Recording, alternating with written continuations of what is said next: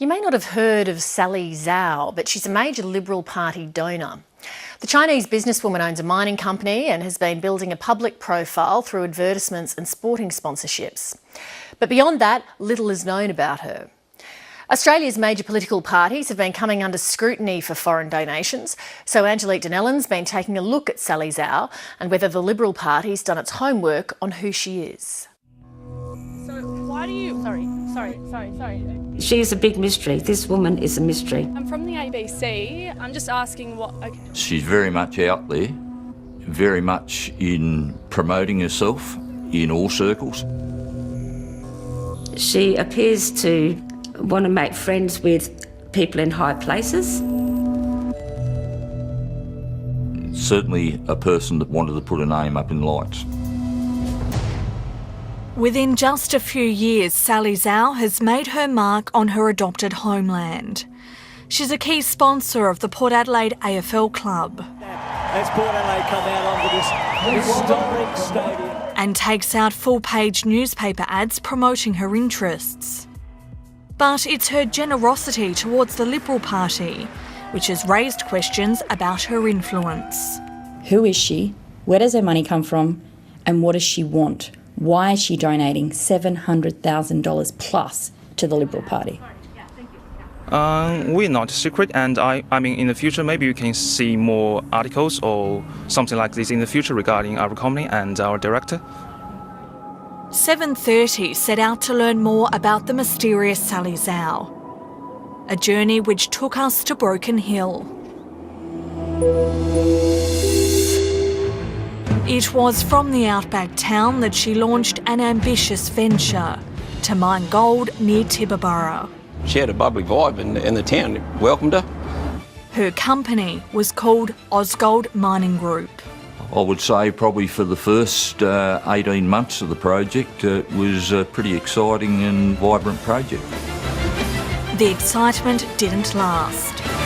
Well, I've been 45 years in the mining industry, of which all was spent basically accounting and administration. I've never seen a bank account conducted the way that the Ausgold bank account was conducted. The money would come in, money would go out. I could never understand the reasoning for that. Accountant Peter Johnston says towards the end of his time with the company, he struggled to pay the bills. Just before Christmas, December 2016, our finances dried up. There was over $400,000 owed to our creditors. One of those creditors stopped work and preparations at the mine site stalled. We were battling, and she'd come up with these excuses, but it's New Year's, and then it was Chinese New Year, and then something else and something else. Office manager Jenny Brown says employees were being paid erratically. Contractors weren't getting paid, our wages weren't getting paid, but we'd come so far with Sally, and money seemed to be no object to her. She's always been, flashing the money around and very generous with, giving out gifts and stuff like that. But when it comes to the real world, what did you think that we were going to do? In April, 9 employees were sacked, including Peter Johnston, Jenny Brown and mine manager Mick Walden. Oh, kick in the guts. Yeah, because we all didn't see it coming. Sally Zhao declined 7:30's request for an interview, but the ABC's Broken Hill reporter found her in town. Hi, I'm from the ABC. I'm from the ABC. I just wanted to ask why you stopped paying workers at Ausgold. Pardon? Why you stopped paying workers at Ausgold? No, I never ever say stop pay my staff. Sorry. There were times when she said she was in the bank and organising money, promised us money that was coming. It never ever arrived. One former worker says he's still owed money, but Sally Zhao insists she's paid everyone. Peter Johnston says the way one payment was delivered was surprising. Basically a knapsack Sally brought into the room, emptied out $120,000 in notes. Yeah, it was unbelievable to see that amount of money on at one time. Nobody deals in cash with business. It would have just as easily, I would have thought, been electronically transferred over, but it is what it is. ASIC documents show Sally Zhao is the director of half a dozen companies.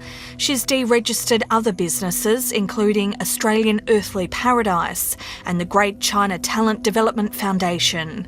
One of her more unusual ventures drew national attention in June.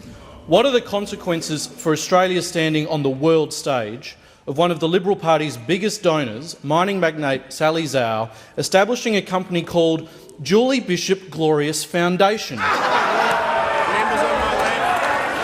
Mr Speaker, until the matter was raised with me by the media a week ago, I had never heard of such a foundation. At no time have I ever compromised government policy in relation to foreign affairs. All this emerged amid growing scrutiny over Chinese influence through political donations. Thank you, Chair. I had some Last month, in Senate estimates, there were more questions about Sally Zhao. Is the department aware of Ms Zhou's family connections with the Chinese government? We are not aware, Senator. Could you please check?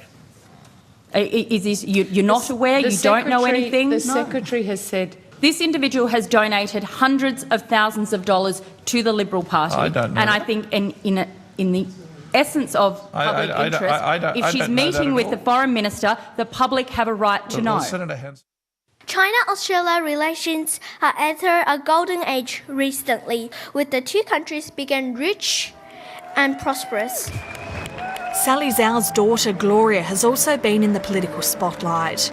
She's been photographed with key Liberal figures who featured in a curious newspaper ad celebrating her 8th birthday. It cites the thanking Uncle Tony Abbott and Auntie Julie Bishop, and did the Minister's office approve the ad? Complete news to me, Senator. Julie Bishop's office says the Foreign Affairs Minister has been introduced to Sally Zhao at various Liberal Party events, but there have been no other meetings. Why do you donate so much money to the Liberal Party? Sorry, now I need a good bathroom. Can I go now? Back in Broken Hill, Sally Zhao didn't re-emerge to answer questions. Instead, her personal assistant stepped in. I think the donation is because Oscar shares the similar. Oscar supports the Liberal Party's policies in SA regarding the growth and the development of this state. Where does Sally and where does Osgold get its money from? I think I'm not in a position to answer this question. Democracy is operating at its best when there is transparency and honesty. Here we have very little transparency and we know nothing about her background. 7:30 pressed Sally Zhao for more information, and a public relations firm responded on her behalf. They say she recognises many of her early dealings did not align with Australian business culture and practices, and she's addressing this with the help of professional advisors. They say she thought she was doing the right thing, paying her workers in cash, and while it is commonplace to do so in China, she now understands that's not the way it's done here.